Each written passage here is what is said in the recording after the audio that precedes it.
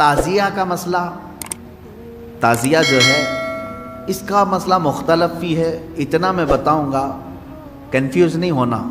محرم کے زمانے میں پنجے اٹھا کر کے ناچنے کی عادت اکثر لوگوں کو تھی، بہت سارے لوگ، ایک طرح سے اس میں عبادت کا تصور نہیں تھا لوگوں کو، بس یہ کہ انٹرٹینمنٹ کرنا ہے، کیونکہ عبادت اس طرح سے روڈ اور گلیوں میں ناچ کر کے تو ہوتی نہیں، نہ وہ امام حسین کو راضی کرنے کا مسئلہ ہے، نہ رب تبارک و تعالیٰ کی بارگاہ میں کچھ پیش کرنے کا مسئلہ ہے۔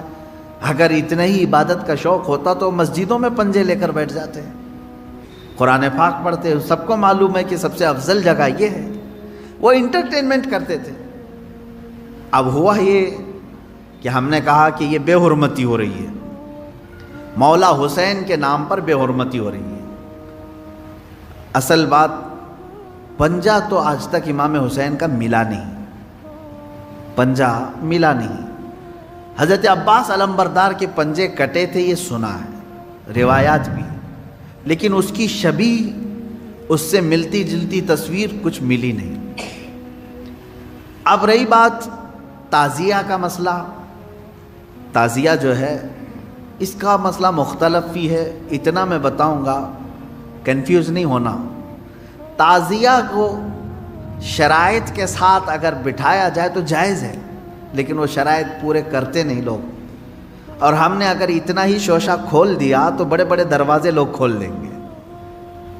بات صرف اتنی تھی تعزیہ کی، امام حسین کا جو روضہ ہے اس روضے کی شکل کی کوئی چیز بنا کر کے آپ نے رکھ دیا، تو کسی بھی بزرگ کے روضے کی شکل بنا کر کے رکھنا مستحسن ہے، کوئی حرام کام نہیں ہے، ناجائز نہیں ہے۔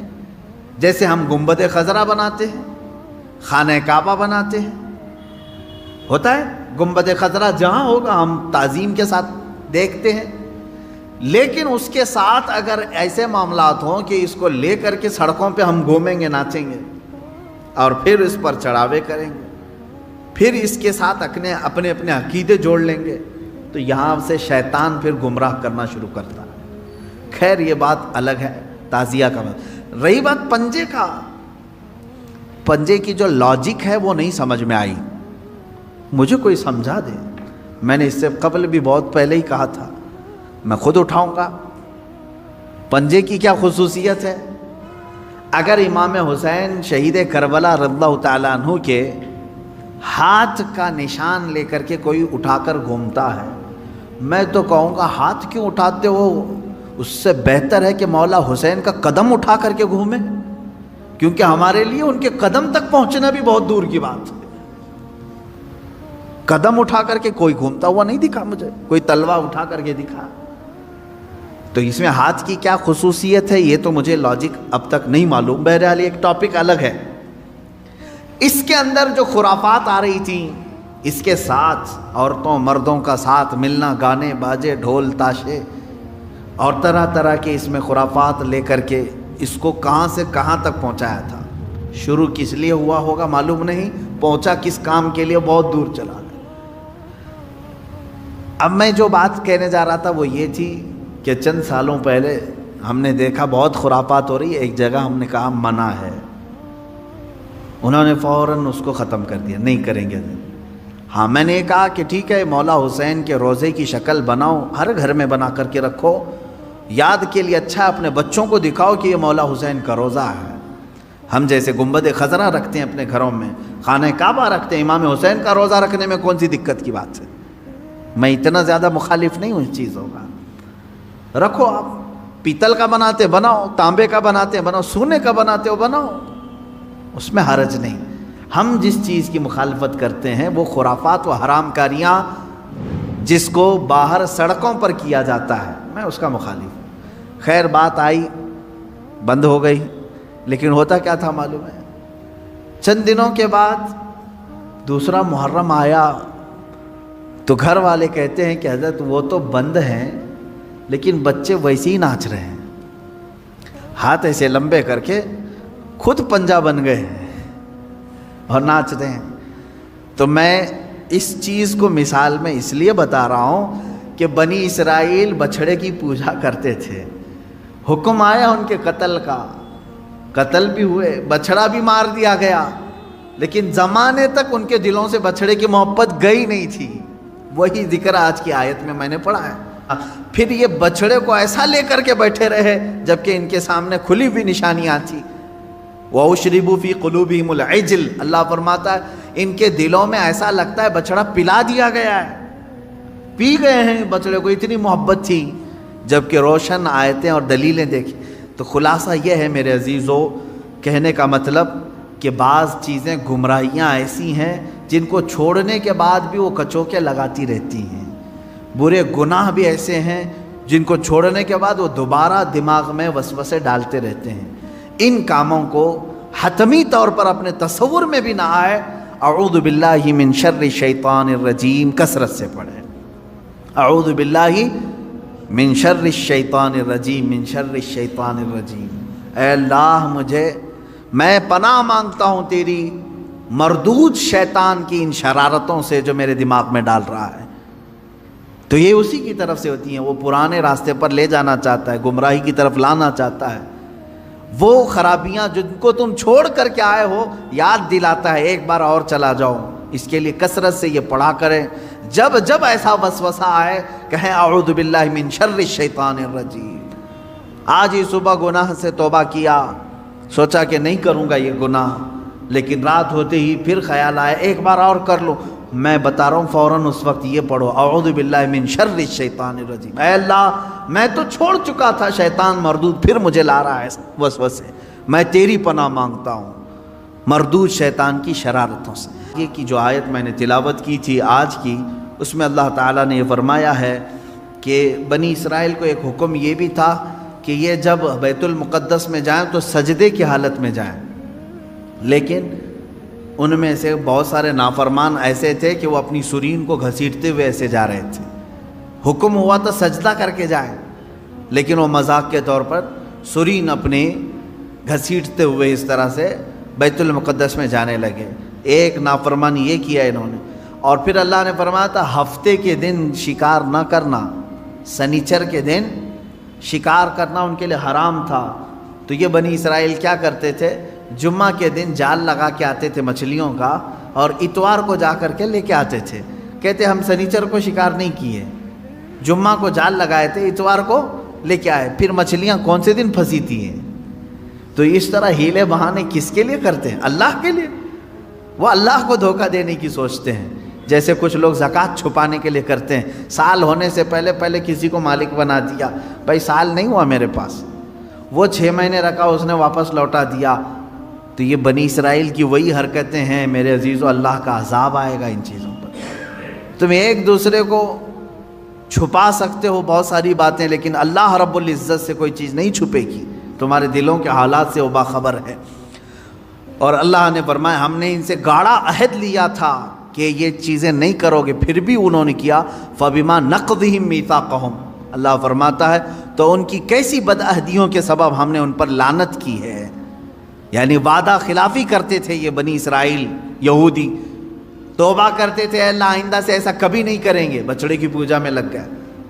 فرعون سے تو نجات دے دے ہم سب چھوڑ دیں گے، اللہ نے نجات دی، پھر وہی کرنے لگے. اور پھر اللہ تبارک و تعالیٰ نے ان سے فرمایا تھا کہ تم سجدہ کر کے جاؤ گے بیت المقدس میں. یہ جان بوجھ کر کے انہوں نے اپنے پیچھے والا حصہ گھسیٹتے ہوئے زمین پر اندر گئے. اور کہنے کا حکم تھا ان کو حتۃ نغفر لکم، مغفرت ہو اے اللہ. تو لیکن وہ کیا کہہ رہے تھے، حبۃ، اے دانہ ہی دانہ ہے، اناج ہی اناج چاہیے ہمیں. ایسی نافرمان قوم تھی. اللہ فرما رہا ہے تسبیح بولو مغفرت، اور وہ کہہ رہے ہیں گیہوں جوار، یعنی دانوں کے نام لے کر کے کہہ رہے تھے کہ یہ ملے ہم کو، فلاں ملے. تو یہ نافرمانیوں کے سبب اللہ تعالیٰ فرماتا ہے ہم نے ان پر عذاب نازل کیا، ان پر لعنت کی، اس لیے کہ وہ آیات الہی کے منکر ہوئے ہیں، اللہ کی آیتوں کے منکر ہوئے. یہاں سے بات. اور پھر اللہ تعالیٰ فرماتا ہے وَبِكُفْرِهِمْ وَقَوْلِهِمْ عَلَى مَرْيَمَ بُهْتَانًا عَظِيمًا، اور اس لیے بھی اللہ نے ان پر لعنت کی کہ انہوں نے کفر کیا اور مریم پر بڑا بہتان باندھا. یہ یہودی ہی تھے جو حضرت بی بی مریم پر تہمت لگاتے تھے کہ عورت ناپاک ہے، بغیر شوہر کے اس کو بچہ کیسے ہوا. اس نے غلط کاری کی ہے، بدکاری کی ہے، معاذ اللہ رب العالمین۔ ہزار تہمتیں سیدہ بی بی مریم سلام اللہ علیہا، وہ عفت معاب تھیں، طاہرہ تھیں، زاہدہ تھیں، عابدہ تھیں، بطول تھیں، جن کو کسی بشر نے چھوا نہیں، ان پر ان یہودیوں نے تہمتوں کی بوچھار لگائی۔ اس پر اللہ تعالیٰ فرماتا ہے کہ ہم نے ان پر لعنت کی ہے۔ اب یہاں سے پھر میرا ٹاپک چلے گا کہ یہودی لعنت شدہ قوم کیوں ہے، کیونکہ آج مجھے بتانا ہوگا کہ آج بھی یہود پوری دنیا میں اپنے پنجے گاڑنے کے لیے کس کے ناک میں دم نہیں کیا ہوا ہے۔ سارا کا سارا یہ جو کھیل دیکھ رہے ہیں آج دنیا میں اتھل پتھل ہو رہی ہے، یہ چند شرپسند یہودیوں کی وجہ سے۔ مجھے کہتے ہیں کچھ لوگ اینٹی جیوز ہیں، آپ سارے یہودیوں کے اینٹی تھوڑی نہ ہیں، جو ایمان والے تھے ہم ان کے مخالف نہیں ہیں، جو اللہ کو ایک مانتے ہیں، انبیاء پر ایمان لاتے ہیں، وہ اچھے یہودی تھے پہلے زمانے میں۔ ہم تو تمہارے کرتوت کے مخالف ہیں، ہم تمہارے تمام یہ مظالم کے خلاف بولتے ہیں جو تم آج پوری دنیا پر ڈھائے ہوئے ہو۔ انہوں نے خفیہ تنظیمیں بنا کر رکھی ہیں، یہ عیسائیوں کو بھی برباد کرنا چاہتے ہیں، مسلمانوں کو بھی۔ ان کا صرف اور صرف نظام ایک ہی ہے کہ دنیا بنی ہے تو صرف یہودیوں کے لیے بنی ہے، راج ہوگا تو صرف یہودیوں کا ہوگا، باقی ساری انسانیت غلام ہوگی۔ اس پر میں انشاءاللہ آگے گفتگو کروں گا۔ یہاں سے آیتیں یہی چل رہی ہیں، اللہ فرما رہا ہے ان پر ہم نے لعنت کیوں کی، ان پر ہم نے لعنت کیوں کی۔ ان کی کئی وجوہات اللہ نے بیان کی۔ یہ ہمیشہ وعدہ خلافی کرتے ہیں، وعدہ توڑتے ہیں۔ اب اندازہ کرو، یہودی جو اللہ سے کیا ہوا وعدہ توڑ سکتے ہیں تو تمہارے سے کیا ہوا وعدہ کیسے نہیں توڑیں گے؟ یہ تو پل بھر میں توڑیں گے۔ اور اللہ سے ایسے وقت میں وعدہ کرتے تھے جب آسمان اتار کے ان کے سروں پر رکھ دیا گیا، وعدہ کیا آئندہ سے کبھی نہیں کریں گے۔ انہیں معلوم ہے اللہ کی طاقت کیا ہے، اس کے باوجود وہ اللہ کا وعدہ توڑتے تھے۔ اب اللہ کا وعدہ توڑنے والی قوم کیا تمہارے بھروسے کے قابل ہوگی؟ تم بھروسہ کرو گے؟ حیرت ہے، آج سعودی عرب اسرائیل پر بھروسہ کر رہا ہے۔ جو اللہ کا وعدہ توڑتی ہے وہ سعودی کا وعدہ کیوں نہیں توڑے گی؟ یہی یہود ہیں جو آج اسرائیل میں ہیں۔ حیرت ہوتی ہے، ابھی سعودی عرب نے اپنے تعلقات جو استوار کیے ہیں اسرائیل سے وہ یوں ہی نہیں کیے، اس کی وجہ ہے، میں نے اس سے قبل شاید کسی محفل میں آپ سے کہا تھا، سعودی عرب کو خطرہ ایسا لگنے لگا خطے میں کہ اب ہمارے دشمن بڑھ رہے ہیں، کیونکہ ترکی اب ببانگ دہل بولنا شروع کر چکا ہے۔ ترکی اپنی طاقت میں بہت آگے بڑھ رہا ہے، ترکی اپنا الگ الائنس بنا رہا ہے، کیونکہ سعودی عرب کا وہ OIC ہمیشہ پہلے سے ہے، ایک آرگنائزیشن ہے اسلامک کنٹریز کا۔ ترکی اس میں سے الگ ہو کر، پاکستان اس میں سے الگ ہو کر، ایران الگ ہو کر، چائنا کو بھی یہ لوگ شامل کر کے، رشیا کو بھی شامل کر کے، قطر کو بھی لے کر یہ اپنا الائنس بنانے لگ گئے۔ ہمیں خوف، یہ سیاسی معاملات ہیں، جو دنیا کی سیاست پر نظر رکھتے ہیں وہ اچھی طرح جانتے ہیں۔ اب سعودی کو خطرہ ایران سے ہوا، خطرہ ترکی سے ہوا، تو گود میں جا کر بیٹھا اسرائیل کے، کیا آپ ہمارے مائی باپا ہو، آپ ہماری حفاظت کر لینا۔ اسرائیل نے ہاتھ رکھ دیا سعودی کو، تو میرا بچہ ہے، اگرچہ ناجائز ہے، ہم تو تیری پرورش کریں گے، ہم تیرے بیک سپورٹ رہیں گے۔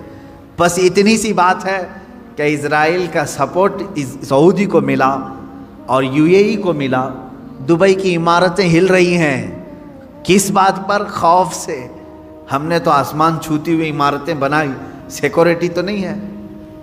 جب آس پاس کے دشمن ملک، یعنی ملک دشمن ہو جائیں گے تو خطرہ ان کی بلڈنگوں پر بھی ہے، ہمیشہ لہرا رہی ہیں خوف سے۔ تو ظاہر سی بات ہے ایک کسی ایسے کا ہاتھ ان کو چاہیے، لیکن انہوں نے کس کا ہاتھ پکڑا؟ اسرائیل کا ہاتھ پکڑا۔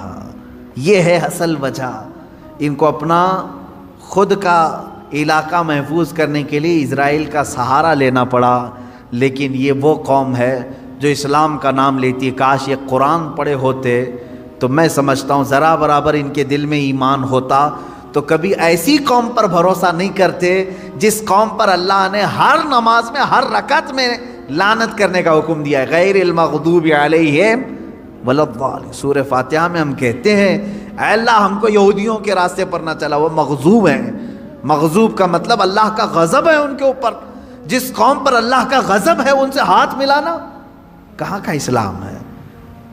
ہاں تمہارے سیاسی معاملات کے لیے ہاتھ ملاؤ، چوم لو، تم کو جو بوسے دینا وہ بوسے دے لو، تمہارے معاملات الگ ہیں، لیکن میرے عزیزو اس طرح راستے ہموار کر لینا کہ تو میرا بھائی میں تیرا بھائی، آگ اور پانی ایک ہو نہیں سکتے۔ دیکھنا ایک وقت آئے گا، ہو سکتا ہے میری زبان بند کر دے، لیکن میرے عزیزو جو کہہ رہا ہوں قرآن کی بات کہہ رہا ہوں۔ جو قوم عہد شکنی کرتی ہے، وعدہ خلافی کرنے میں مشہور ہے، اللہ نے قرآن میں فرمایا وہ اس سعودی کا وعدہ کب تک پورا کرے گی؟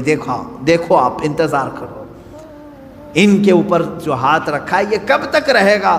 جب تک اس کا خود کا مفاد رہے گا اس وقت تک اس کا ہاتھ رہے گا، اور جہاں ان کا مفاد ختم ہوا ان سعودیوں کو بندروں کی طرح نچائیں گے اور جیلوں میں ڈالیں گے۔ اس خطے پر وہ خود قابض ہوں گے، کیونکہ ان کا خود کا خواب ہے کہ ہم کو گریٹر اسرائیل بنانا ہے جو مدینے تک جائے گا۔ اسرائیل اتنا بڑا بنے گا کہ شام بھی اس میں آئے گا، جارڈن بھی اس میں آئے گا، اور پھر عراق کا کچھ حصہ آئے گا، مصر کا کچھ حصہ آئے گا، اور مدینے تک آئے گا۔ سعودی عرب اتنا بڑا ایک اسرائیل بنانے کا خواب ہے۔ آپ میپ دیکھ لیں گریٹر اسرائیل کا، اس میپ کے اوپر وہ کام کر رہے ہیں، محنت کر رہے ہیں، اور سعودی عرب یہ سوچ رہا ہے کہ ہماری یہ سیکورٹی کے لیے ہمارے تک آ رہے ہیں، چند دنوں کے بعد تمہاری کرسیاں ہل جائیں گی، اور اللہ رب العزت ہلائے گا۔ کیوں نہیں؟ اس لیے کہ پوری امت مسلمہ کے ساتھ تم نے دھوکہ کیا ہے۔ خادم الحرمین شریفین کہہ کر کے، یہ جن کے بارے میں اقبال نے بہت پہلے کہا تھا، یہی وہ شیخ حرم ہے جو چرا کے بیچ کھاتا ہے، گلی میں بو زردلق اویس و چادر زہرا۔ یہ اقبال کا قول ہے۔ یہاں جتنی مقدسات تھی ان کو بیچ کر کھانے کے لیے بیٹھا ہوا شیخ حرم ہے۔ یہ در حقیقت یہ نہ خادم الحرمین ہے، نہ خادم الاسلام ہے، نہ خادم المسلمین ہے، یہ تو صرف خادم الیہود ہے۔ خادم الیہود ہیں، وہ جو کہیں اس پر عمل۔ اب یہاں سے قرآن کی آیتیں اسی پر چلیں گی۔ اللہ نے اگر زندگی باقی رہی تو اس پر میں گفتگو کروں گا کہ یہ لعنت شدہ قوم کیوں ہے، کن حرکتوں کی وجہ سے اللہ نے ان کو قیامت تک ملعون کہا ہے۔ یہ لعنت ہوتی رہے گی ان پر۔ اللہ رب العزت اس قوم کی نحوستوں سے ہمیں بچا ہے، اور اس کی تمام تر دراندازیاں جو اسلام اور مسلمانوں کے لیے ہو رہی ہیں، مولا تعالیٰ اسلام اور سنیت کو ان کی دراندازیوں سے محفوظ رکھے۔ خلاق العالمین یہود و نصارہ کی تمام برے منصوبوں کو تو خاک میں ملا دے، اسلام و سنیت کا بول بالا فرما دے۔ وآخر دعوانا ان الحمد للہ رب العالمین۔ السلام علیکم۔